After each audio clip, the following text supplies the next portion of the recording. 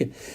Donc bonjour à tous et bienvenue pour cette courte vidéo permettant de s'intéresser au fait que trois points de l'espace sont alignés ou non, ou encore trois points de l'espace forment un plan de l'espace ou non. Donc on sait que les points ABC forment un plan de l'espace si et seulement si les points ABC ne sont pas alignés. Et pour s'intéresser au fait que les points ABC sont alignés ou non, il faut s'intéresser à la collinéarité ou non des vecteurs, par exemple AB et AC.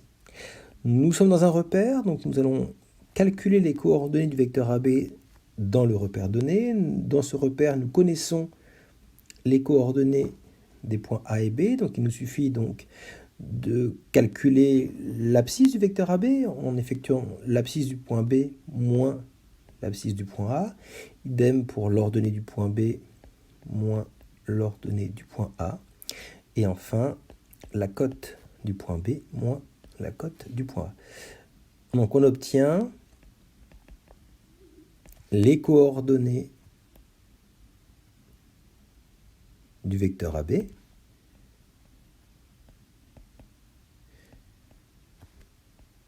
qui sont donc 1, 3 et moins 9. On fait de même pour le vecteur AC par exemple. Et donc on va faire moins 11, moins 2, ce qui donne moins 13, donc l'abscisse de C moins l'abscisse de A, puis moins 40, moins 1, ce qui donne moins 39, et enfin 121, moins 4, ce qui donne 117. Après la question c'est, est-ce que les vecteurs AB et AC sont-ils collinaires? Ça veut dire, existe-t-il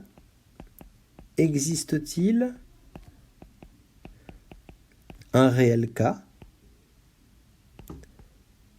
tel que le vecteur AC soit égal à k fois le vecteur AB. Ça, c'est une façon de faire. Et donc, on pose un système et on résout ce système, puis on voit s'il y a contradiction ou non. Et si on tombe sur une absurdité, une contradiction, on peut dire que le réel cas, qu'il n'existe pas de réel cas, vérifiant cette égalité, et sinon on trouve la valeur du réel cas.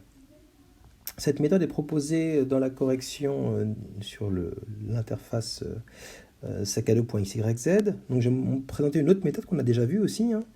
Donc deuxième méthode, c'est les coordonnées des vecteurs AB et AC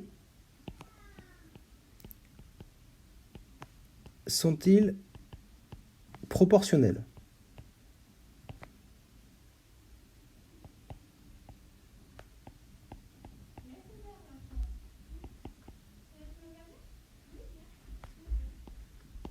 Voilà.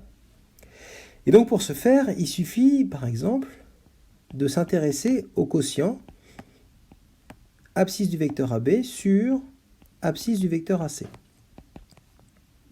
Donc ici, peut-être que le plus simple, ça aurait été de faire abscisse du vecteur AC, peut-être changer.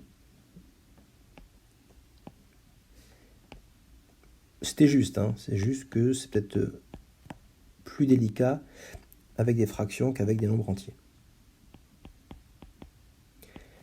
Et donc on obtient moins 13 sur 1, ce qui donne moins 13. On fait de même avec l'ordonnée du vecteur AC, divisé par l'ordonnée du vecteur AB. Et l'on trouve moins 39 divisé par 3, ce qui fait aussi moins 13. Alors là, on ne peut pas conclure en fait pour le moment. Puisque les deux quotients étant égaux, on ne peut pas conclure. Il nous faut s'intéresser au troisième quotient. Si les quotients étaient différents, on pourrait conclure que les coordonnées des vecteurs AB et AC ne sont pas proportionnelles, et donc on pourrait conclure que les vecteurs ne sont pas collinaires, et donc que les points ne sont pas alignés, et donc que les points ABC forment un plan de l'espace. Mais ce n'est pas le cas, donc il faut aller voir le troisième quotient.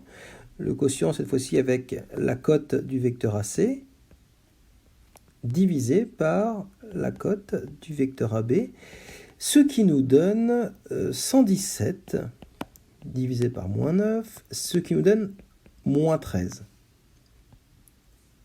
Et donc, on constate que les coordonnées des vecteurs AB et AC sont proportionnels. D'ailleurs, le coefficient de proportionnalité, ce serait moins 13. Et ce moins 13, en fait, c'est le fameux rapport K, en fait, qu'on a ici. En fait, il s'avère qu'on pourrait en déduire que le vecteur AC, c'est égal à moins 13 fois le vecteur AB. Donc, sont proportionnels.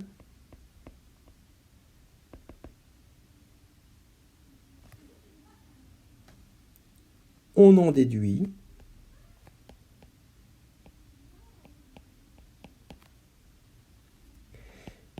que les vecteurs AB et AC sont collinéaires, et donc